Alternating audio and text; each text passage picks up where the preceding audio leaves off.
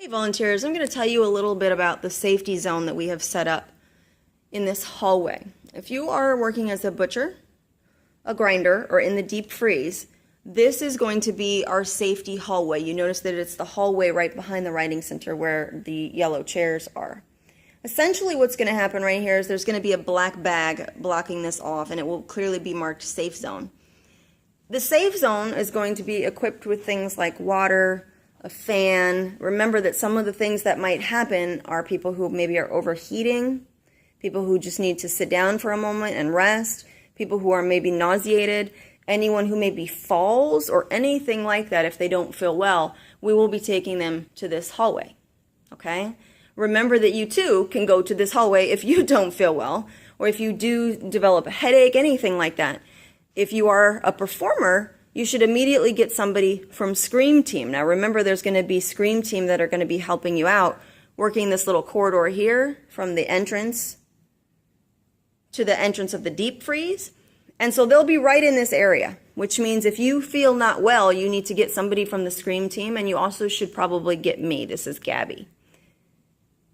One of the other things that you'll note is this entire hallway will be blocked off. And so some of the things that we might have in this area to help people are things, little things like Band-Aids, water, a fan so that people can cool themselves down. And we're also consulting somebody who's going to help us with safety.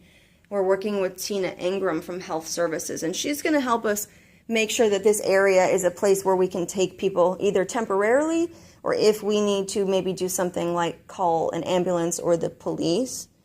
Stuff like that happens. Last year, for instance, for the haunted house, some people fell. They were laughing about it, and so most of the time they know that going into a haunted house, there's some risk of injury. But sometimes we just need to make sure that we focus on safety first. So again, if you're working in the deep freeze, you literally can come out this door, the back door of the writing center, and the hallway is just right there.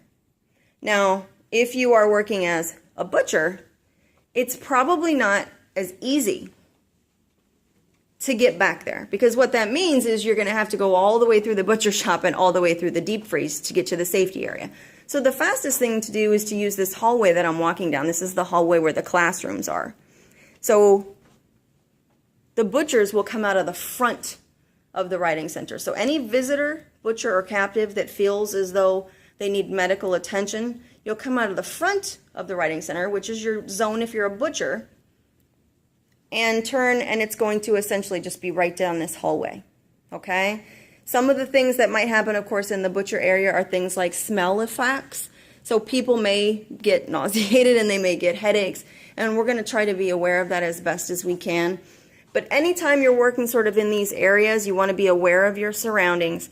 So make sure that you understand where the safety hallway is going to be. And if you have any sort of questions about getting anybody medical treatment or anything like that, don't worry, it's covered in the safety orientation written document that you have to sign and give to Writing Center personnel, okay? So I hope you guys understand where this area is. Now you can go ahead and watch the next video.